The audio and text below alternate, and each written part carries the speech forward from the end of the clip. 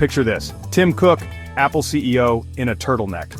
Now picture him at Mar-a-Lago. Yes, that Mar-a-Lago. He's having dinner with Donald Trump. It sounds like the start of a bad joke, right?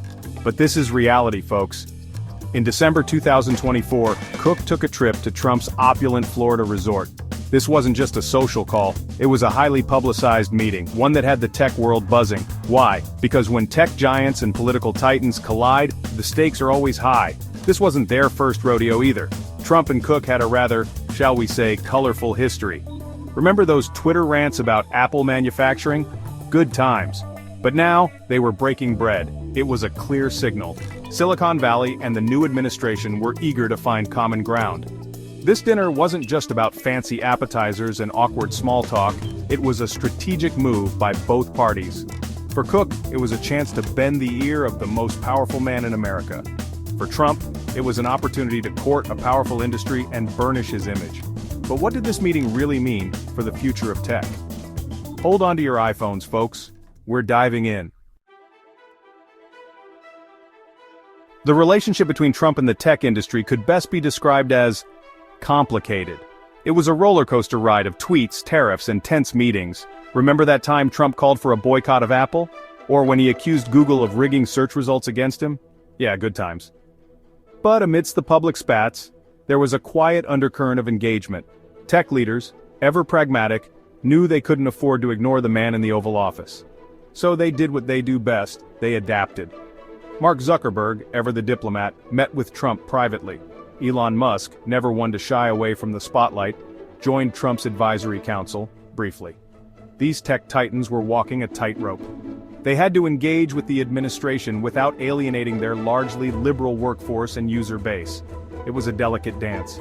One misstep could lead to backlash, but the potential rewards were too great to ignore. Access, influence, and a seat at the table were all within reach. And in the high-stakes world of tech, those things are priceless. Let's talk money, shall we?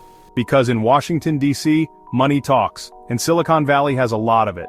So it's no surprise that tech companies opened their digital wallets after Trump's victory. But these weren't just your run-of-the-mill political donations, these were big bucks, folks. Sam Altman, the CEO of OpenAI, coughed up a cool $1 million for Trump's inauguration.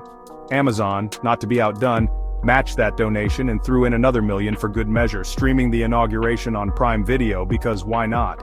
And then there's Meta, who donated a cool $1 million, just weeks after Zuckerberg's little Mar-a-Lago field trip. Now some might call it good old-fashioned American capitalism, others might see it as a strategic investment, and let's be honest, it's probably a bit of both.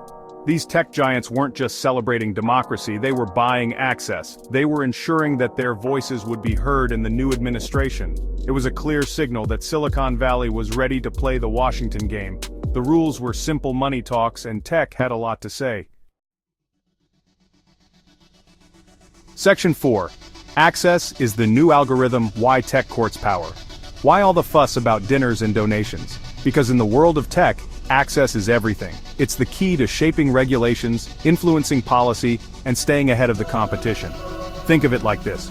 Washington is a giant complicated algorithm, and tech companies are constantly trying to crack the code.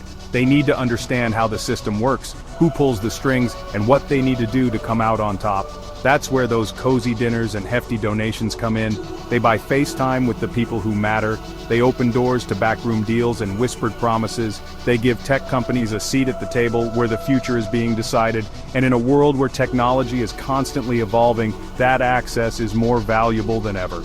It's the difference between being regulated out of existence and shaping the rules of the game. It's the difference between being a disruptor and being disrupted. Section 5. The power of the purse. How money talks in Washington. Let's be real, Washington, D.C. runs on money. Lobbying is a multi-billion-dollar industry, and tech companies are some of the biggest players in the game. They shell out millions every year to influence lawmakers, shape regulations, and protect their interests. But it's not just about direct contributions to campaigns. It's about funding think tanks, sponsoring conferences, and building relationships with key decision-makers. It's about creating an ecosystem where their voices are heard and their priorities are taken seriously. And let's not forget about the revolving door between Silicon Valley and Washington. Tech companies poach former government officials for their connections and expertise. And government agencies recruit tech talent for their knowledge of this rapidly evolving industry. It's a symbiotic relationship, albeit a complex and often controversial one. But one thing is clear, money talks in Washington, and tech companies are fluent in the language of power.